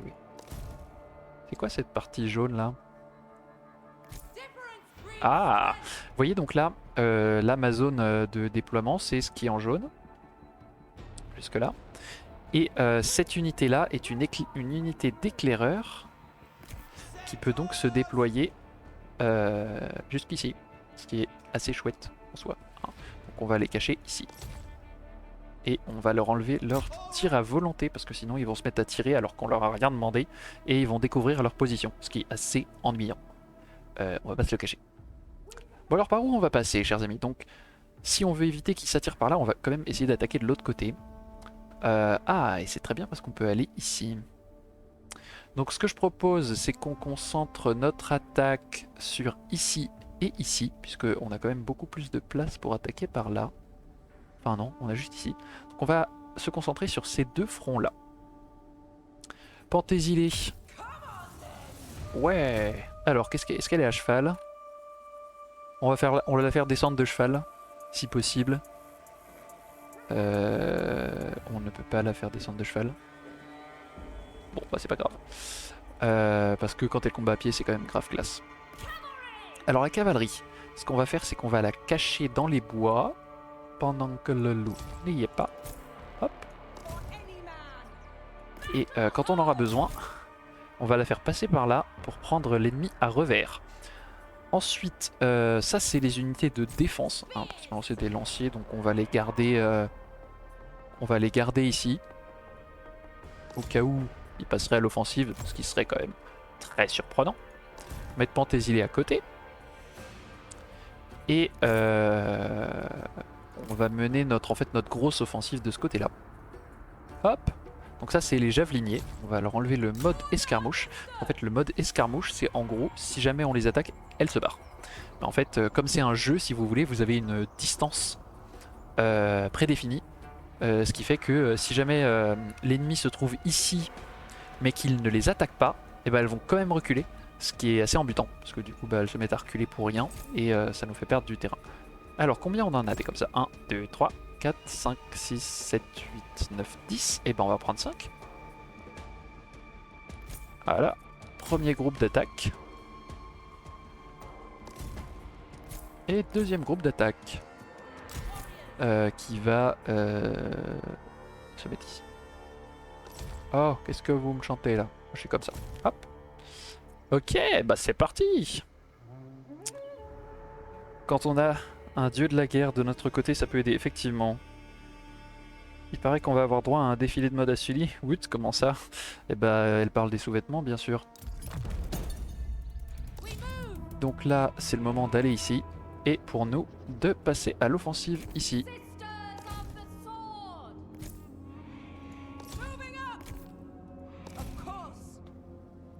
Donc, vous voyez un peu leur stratégie. Alors, qu'est-ce qu'ils ont fait? Ils ont énormément d'unités à projectiles, ce qui est très embêtant. Enfin non, ils en ont 2 ici et 2 ici qui vont nous canarder pendant qu'on va essayer de les bloquer. Ce qui est relativement pratique cependant, c'est que nous avons énormément d'unités de ce côté-là. Ah tiens, j'avais oublié cela. Bon. Ce qui est relativement pratique, c'est que on a énormément d'unités de ce côté-là, c'est-à-dire 5. On va pouvoir immobiliser ces deux-là et passer entre les deux pour atteindre les lanciers au bouclier ainsi que les gens qui sont derrière. Quand ils partiront en fuite, on pourra les intercepter avec celle-là, ainsi que avec les cavaliers qui sont ici, que nous allons déplacer ici. Non, non, non, en fait, vous allez aller genre avec eux, là-dedans, dans le bois. Voilà. Ah, nous nous faisons attaquer, ils se sont rapprochés. C'est parti, c'est le moment de la baston. Alors ce qu'on va faire, c'est qu'on va pas tous les envoyer d'un coup. Sinon, bah ça sert à rien puisqu'ils nous bloquent. On va tout simplement être bloqué. On va mettre ça là. Pentésilé. On l'envoie au combat hein, parce que c'est quand même Pentésilé. Ça me saoule, j'arrive pas à faire mes œillets. Ouais, ils sont jungle. Tu vois. Ce qu'on va faire ensuite, c'est qu'on va avancer ceux-là. Par contre, ils sont où les autres là? En fait. Ah, ils sont déjà au combat. Votre héroïne se fait attaquer. I know. Ok, alors c'est le moment justement de voir un peu comment ça se débrouille là. C'est le bazar hein. Boum. Donc là il y a ces méchants là qui nous tirent dessus, qui sont en train de saper notre morale. Ah, ils continuent de nous tirer dessus, il faut qu'on se mette à l'abri. On va se jungler comme dit Blau. Voilà, ils sont en train de fuir, c'est parfait. Ouais, kill, ouais, c'est chouette. Attends, qu'est-ce qui se passe là? Pourquoi ils vont là, eux? Je leur ai dit de rester là, j'ai dû cliquer sur les mauvais personnages. Toi tu vas là. Toi tu vas là. Et vous restez en arrière. Ok. Bon, ça les chamboule un peu puisque j'ai fait quelque chose de tout à fait imprévisible. Alors, qu'est-ce qu'elle a? Elle va faire... Rage, c'est quoi ça? Tonnerre moral. Yeah. Ok. Et c'est le moment de faire intervenir nos petits centaures. Ok, c'est le caca. Vous partez en arrière. Vous allez faire le tour par ici. Là, c'est le moment de...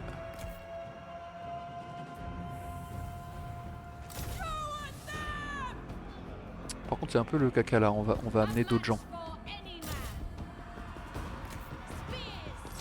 Hop.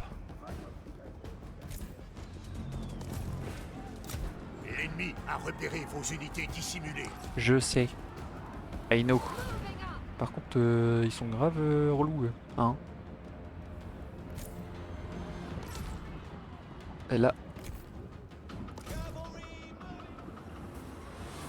Ah ah! Pantasilea! Bon. Alors vous allez vous mettre ici. Non, vous allez attaquer cela. Ok, ça c'est parfait.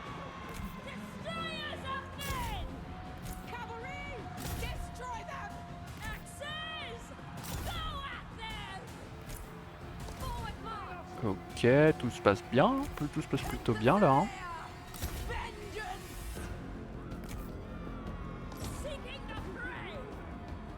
J'avoue que mes unités sont un peu 10 fois plus fortes que les leurs aussi.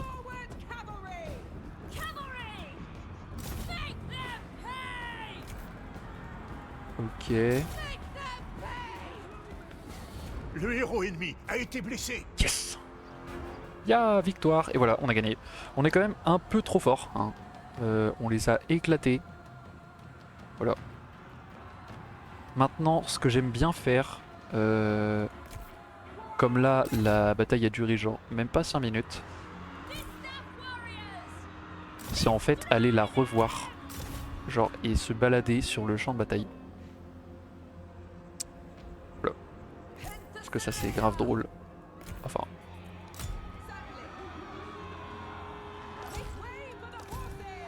Et puis voilà, c'est rigolo.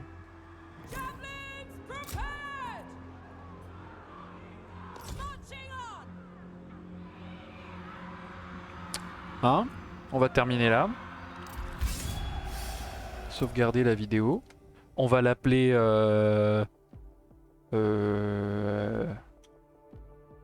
vidéo live 3, hein, puisque c'était voilà. Terminer la bataille. C'est possible d'achever le héros ennemi. Oui. Alors. Vous voyez, regardez le bilan des pertes. Donc on leur va faire perdre 700. Voilà. Et c'est un peu violent, j'avoue. Aïe. Ouh, ils ont perdu 900, ils ont perdu la totalité et nous on a perdu 66. Voilà. On a un peu plus classe que vous. Ce qu'on va faire, c'est qu'on va raser et asservir. Ouais, ouais.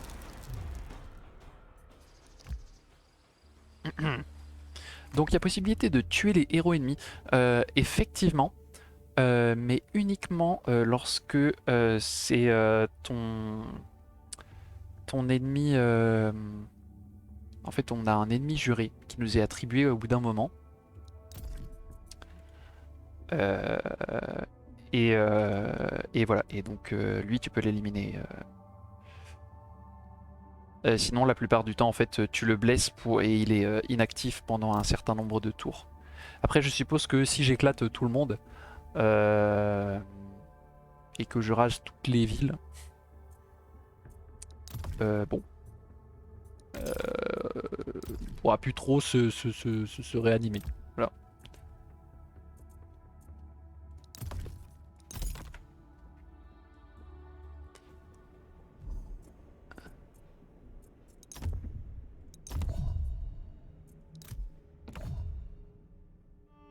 Et maintenant, c'est le moment de se faire plaisir et de regarder. Alors, vous avez pensé quoi de ma stratégie un peu? Voilà, 5 minutes. Qu'est-ce que vous avez pensé un peu de ma stratégie? Qu'est-ce que vous diriez?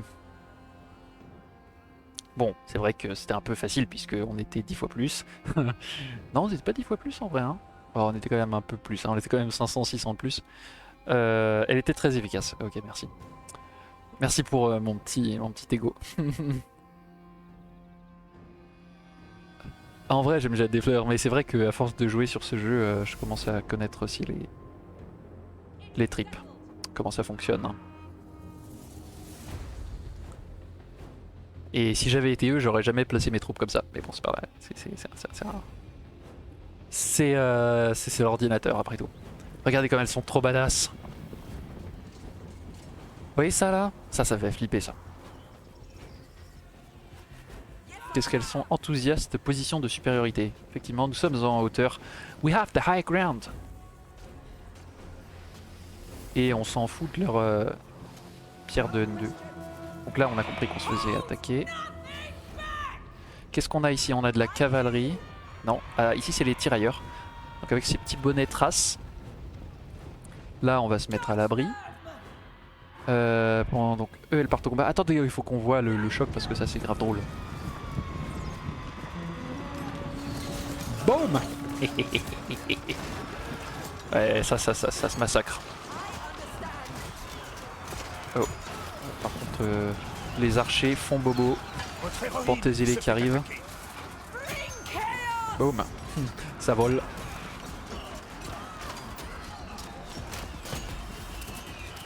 Nos tirailleurs qui font mouche. Qui les force à se replier.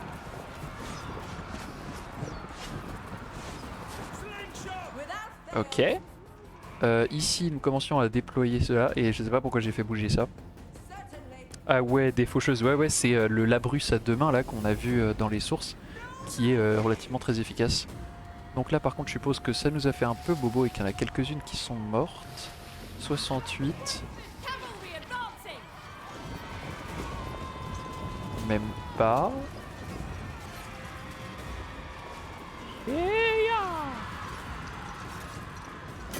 Donc là évidemment c'est un héros, donc il a énormément de vie et il fait bobo. Mais c'est quasiment une des unités les plus fortes du jeu, hein, faut savoir. Là, les filles d'Arès. Faut savoir quand même que... D'ailleurs on n'est pas allé jeter un œil à la cavalerie. Eh oui, ça vole. Là on note la présence d'armure de cuir, je sais pas si vous voyez. Là, renforcée avec des espèces de ronds de métal, je sais absolument plus comment ça s'appelle. Des rondelles, je suppose. Ce qui est historiquement plausible. Hein. L'ennemi a repéré vos unités dissimulées. Alors c'est lesquelles? Oui, d'accord, c'est celles qui viennent se jeter dans la bataille.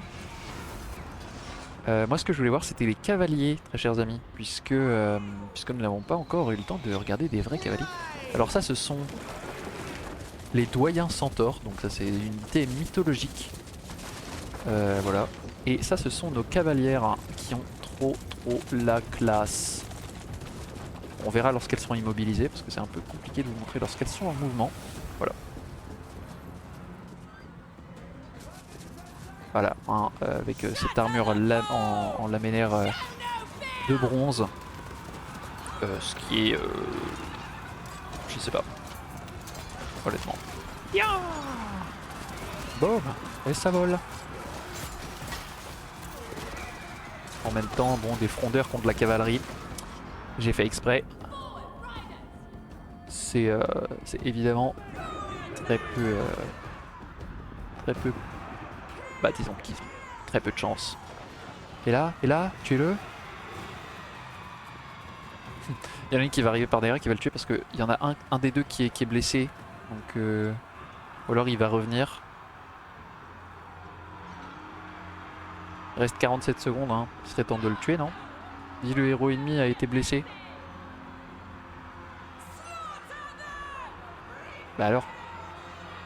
Bah alors? Le jeu aurait-il bugué? Ou y aurait-il eu un troisième héros? Parce que là, clairement, il va pas mourir. Hein. Bon. Alors j'ai une unité cachée qui va surgir et les... Bon, bref.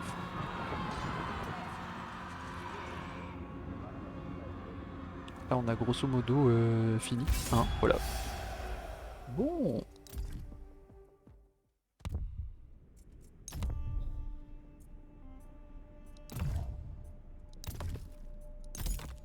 Oui, je suis certain. Oups.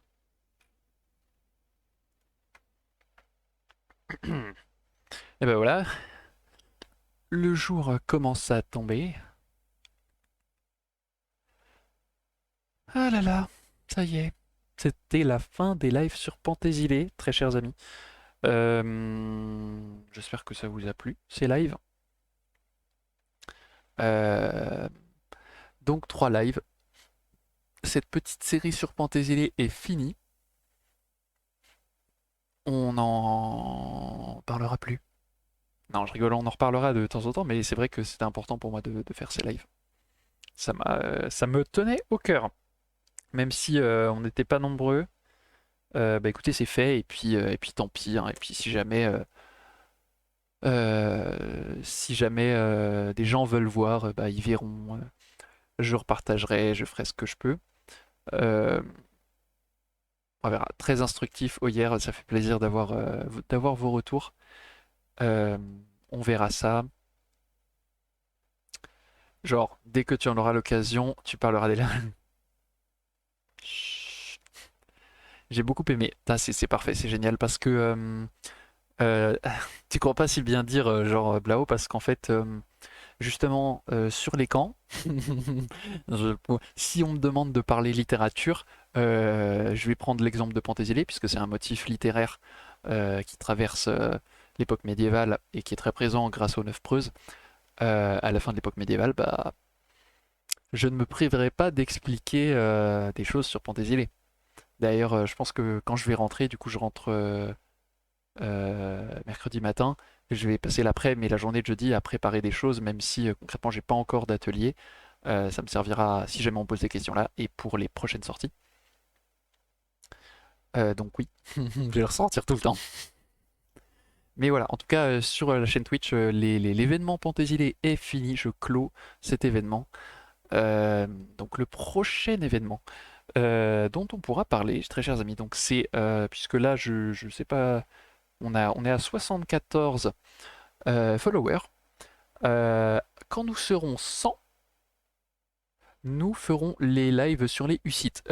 Cela dit, je pense qu'il n'y en aura que un ou deux à la limite. Euh, voilà.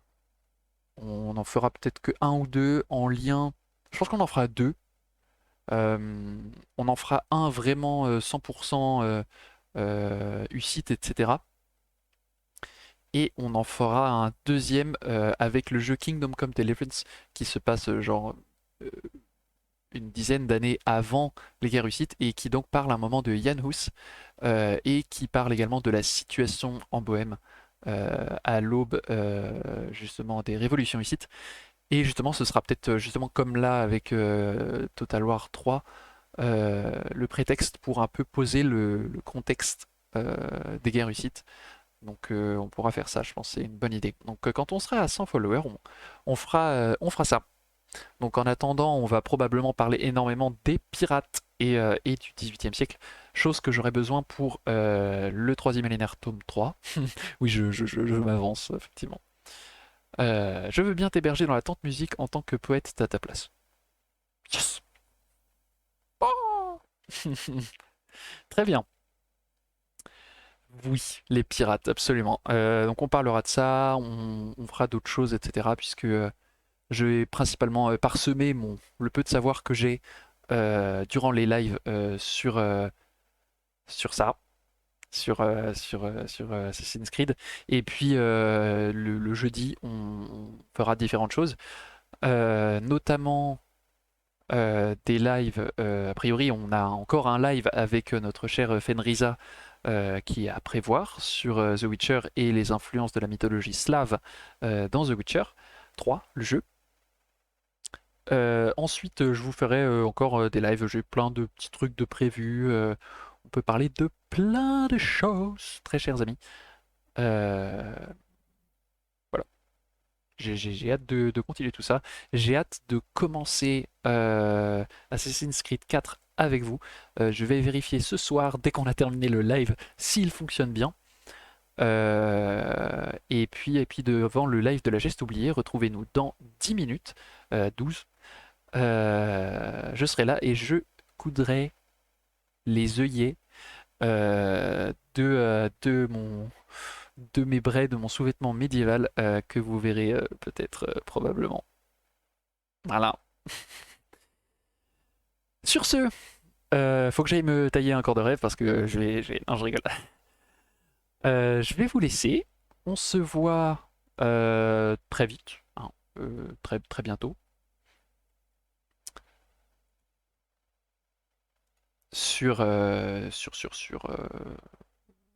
On se voit très bientôt. Oui, alors, je le refais. On se voit très bientôt, soit tout à l'heure sur le live de la chaîne La Geste Oubliée. Sinon, on se voit en story sur Instagram pour vous présenter tout ça. Et puis, ma foi, sinon, dans une semaine, euh, ici, probablement. Peut-être avec un peu de retard, puisque je rentrerai tout juste. On parlera justement de Sully-sur-Loire, et puis on commencera tout doucement Assassin's Creed 4. Bon allez, sur ce, je vous souhaite une bonne soirée, et surtout, n'oubliez pas que le savoir, ça se partage.